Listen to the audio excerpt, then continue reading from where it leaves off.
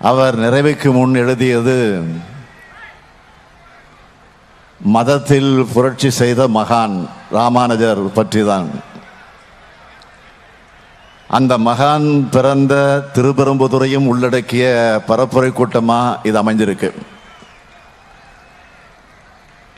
காஞ்சிபுரம், திருப்பெரும்புதூர் ஆகிய தொகுதிகளுக்கான பரப்புரை கூட்டத்தில் பங்கெடுத்திருக்கக்கூடிய அமைச்சர் பெருமக்கள், தாம அன்பரசன் அவர்களே, மா சுப்பிரமணியன் அவர்களே, நம்முடைய கழக வேட்பாளர்கள் டி.ஆர். பாலு அவர்களே, க. செல்வம் அவர்களே, கழக அமைப்பு செயலாளர் ஆர்.எஸ். பாரதி அவர்களே, தமிழ்நாடு காங்கிரஸ் கமிட்டியினுடைய தலைவர்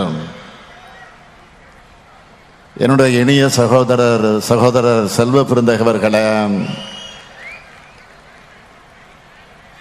மாவட்ட கழகத்தினுடைய செயலாளர் க. சுந்தர் அவர்களே, தீர்மான குழுவினுடைய செயலாளர் மீ.ஆ. வைத்திலிங்கம் அவர்களே,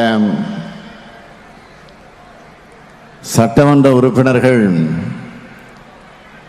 எஸ்.ஆர். ராஜா அவர்களே, இ. கருணாநிதி அவர்களே, திருமதி வரலட்சுமி மதுசூதன் அவர்களே, சிவிஎம்பி எழிலரசன் அவர்களே, காரம்பாக்கம் கணபதி அவர்களே, ஜோசப் சாமுவேல் அவர்களே, எஸ்.எஸ். பாலாஜி அவர்களே, பாபு அவர்களே, மறுமலர்ச்சி திராவிட முன்னேற்ற கழகத்தினுடைய துணை பொதுச் செயலாளர் அருமை சகோதரர் மல்லை சத்யா அவர்களே,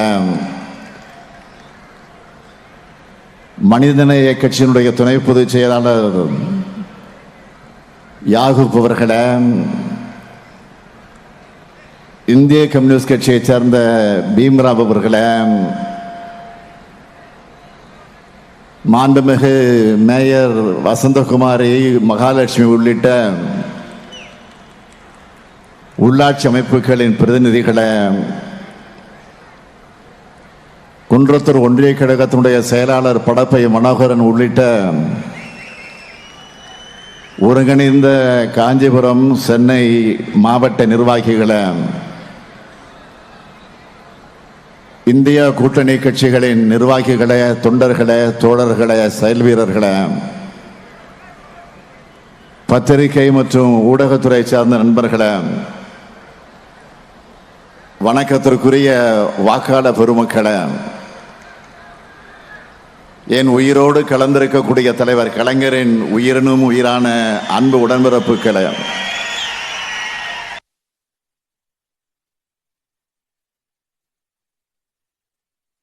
அன்பு உடன்பிறப்புகளே, அனைவருக்கும் என் மாலை வணக்கம். திருவெரும்புதூர் தொகுதி திராவிட முன்னேற்ற கழக வேட்பாளராக டி.ஆர். பாலு அவர்கள் போட்டியிடுகிறார். பாலு அவர்களை உங்களுக்கு நான் அறிமுகம் செய்ய தேவையில்லை. 1986 முதல் நாடாளுமன்ற உறுப்பினராக செயல்பட்டு வருகிறார். திராவிட முன்னேற்ற கழகத்தினுடைய பொருளாளர்.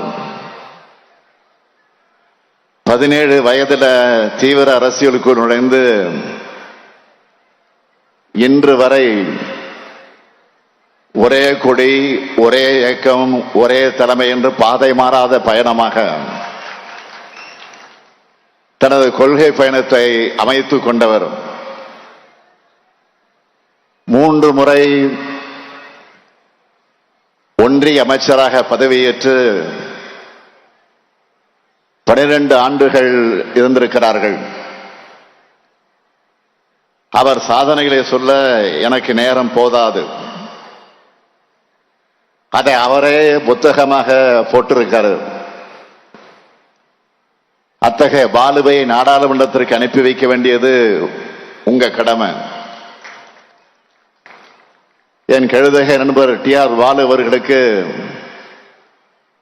திருப்பெரும்புதூர் பகுதியில் இருக்கக்கூடிய தொகுதி மக்கள் உதயசூரியன் சின்னத்தில் வாக்களிக்கணும்னு கேட்டுக்கொள்கிறேன். அதேபோல் காஞ்சிபுரம் நாடாளுமன்ற தொகுதிக்கு திராவிட முன்னேற்ற கழகத்தினுடைய வெற்றி வேட்பாளராக செல்வம் அவர்கள் மீண்டும் போட்டியிடுகிறார். இவரது தந்தை திராவிட முன்னேற்ற கழகத்தினுடைய ஆரம்பகால உறுப்பினர், விவசாய குடும்பத்தை சேர்ந்தவர். இளைஞரணி உட்பட கழகத்தின் பல்வேறு பொறுப்புகள்ல சிறப்பாக செயல்பட்டு தன்னுடைய உழைப்பாலும் மக்கள் தொண்டாலும் உங்களது உள்ளங்கள்ல இடம் பிடிச்சிருக்கிறார். மிகவும் அமைதியான குணமுடையவர். எல்லாத்துக்கும் மேல மக்களிடம் நற்பெயர் பெற்றவர். இவரை மீண்டும் மக்களவைக்கு அனுப்பி வைக்க காஞ்சிபுரம் நாடாளுமன்ற தொகுதி மக்கள் உதயசூரியன் சின்னத்தில் வாக்களிக்கணும். இந்த 2 வேட்பாளர்களையும் நாடாளுமன்றத்திற்கு அனுப்ப தயாராயிட்டீங்களா? நீங்க மட்டும் இல்ல, இந்த ஸ்டாலினின் தூதுவர்களாக உங்கள் பகுதியில் இருக்கும் மக்கள் கிட்டையும் இந்தியா கூட்டணிக்கு வாக்கு கேட்கணும். கேட்பீங்களா? கேட்பீங்களா? கொஞ்சம் சத்தமா சொல்ல. கேட்பீங்களா? அப்புறம் என்ன, வெற்றி உறுதி. வேட்பாளர்கள் இப்போ உட்காரலாம். சட்டமன்ற தேர்தலுக்கு தமிழ்நாடு முழுக்க உங்கள் தொகுதியில் ஸ்டாலின் என்ற பயணத்தை நான் மேற்கொண்டேன். இதே கரசங்கால் பகுதியில் நடந்த கூட்டத்திலையும் பங்கேற்றேன். அந்த கூட்ட மேடையில் ஒரு பெட்டி வைக்கப்பட்டு அதுல மக்களது கோரிக்கைகளை பெற்றேன். ஆட்சிக்கு வந்த 100 நாட்கள்ல உங்கள் மனுக்களுக்கு தீர்வு காண்பேன் என வாக்குறுதி கொடுத்தேன். ஆட்சிக்கு வந்தவுடனே இதுக்காகவே தனி துறையை உருவாக்கி கொடுத்த வாக்குறுதியை செயல்படுத்தி காட்டின நெஞ்சுறுதியோட உங்க முன்னாடி இப்ப கம்பீரமா நான் நின்று கொண்டிருக்கிறேன். அந்த பணியை முடிச்சவுடன் இருக்கலாம். முதல்வரின் முகவரி என்ற பெயர்ல கோட்டைக்கு எனக்கு வரும் மனுக்களுக்கு தீர்வு காண தொடர்ந்து ஆய்வு கூட்டம் நடத்துறேன். அதோட தொடர்ச்சியா இந்த ஆண்டு தொடக்கத்தில் அரசோட பல்வேறு துறைகளை சார்ந்த சேவைகள், ஒரு குடையின் கீழ் கொடுக்கிற மக்களுடன் முதல்வர் திட்டத்தை வெற்றிகரமாக செயல்படுத்தி காட்டணும். நம்ம திராவிட மாடல் அரசோட கொள்கை எல்லாருக்கும் எல்லாம், அனைத்து மாவட்டங்களுக்கான சீரான வளர்ச்சி. இதனாலதான் நான் ஆட்சிக்கு வந்தவுடன் சொன்னேன், இது தனிப்பட்ட ஸ்டாலினுடைய ஆட்சி அல்ல, ஒரு இனத்தின் ஆட்சின்னு பெருமையோடு சொன்னேன். ஒவ்வொரு தனி மனிதரோட பிரச்சனைகளை தீர்க்க பார்த்து பார்த்து அவங்களுடைய தேவைகளை நிறைவேற்றி தர பாடுபடுகிறோம். நாம ஆட்சிக்கு வந்தவுடன் எத்தனை திட்டங்கள் இந்தியாவே பாராட்டுது. இந்தியாவில மற்ற மாநிலங்கள் நம்ம திட்டங்களை பின்தொடருது. 2021 தேர்தல் அறிக்கையில் சொன்ன திட்டங்கள் மட்டுமல்ல, சொல்லாத திட்டங்களையும் நிறைவேற்றினவன் தான் இதோ உங்கள் முன்னால் நின்று கொண்டிருக்கக்கூடிய முத்துவேல் கருணாநிதி ஸ்டாலின். ஆட்சிக்கு வந்தவுடன் தொழில் வளத்தை பெருக்க தொழில் முனைவர்களோட கூட்டம் நடத்தின. அதில் அவர்கள் கேட்டுக்கொண்டது, நம்ம இளைஞர்கள் வேலை பெற திறன் பயிற்சி தேவைன்னு சொன்னாங்க. உடனே அதுக்கான திட்டத்தை உருவாக்க ஆணையிட்டேன். அப்படி உருவாக்கிய திட்டம்தான் நான் முதல்வன் திட்டம். அந்த திட்டமாக இதுவரை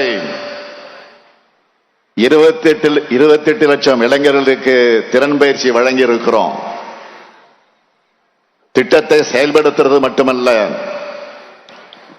அந்த திட்டம் எப்படி சிறப்பாக செயல்படுகிறது என்பதற்கு அந்த திறன் பயிற்சி எடுத்த இளைஞர்களுடைய கலந்தாலோசனை கூட்டமும் நடத்தின. அந்த கூட்டத்தில் பேசின ஒரு மாணவி சொன்னாங்க, ஐயா, உங்களோட இந்த நான் முதல்வன் திட்டத்தால எனக்கு எல்லா துறைகளை சார்ந்தும் படிக்கிறதுக்கான வாய்ப்பு கிடைச்சது. அதனால முதல் இன்டர்வியூலேயே ஒரு புகழ்பெற்ற பன்னாட்டு நிறுவனத்தில் அதிக சம்பளத்தில் வேலை கிடைச்சதுன்னு மகிழ்ச்சியா சொன்னார். இன்னொரு மாணவர் சொன்னார், இன்னைக்கு நாளுக்கு நாள் தொழில்நுட்பம்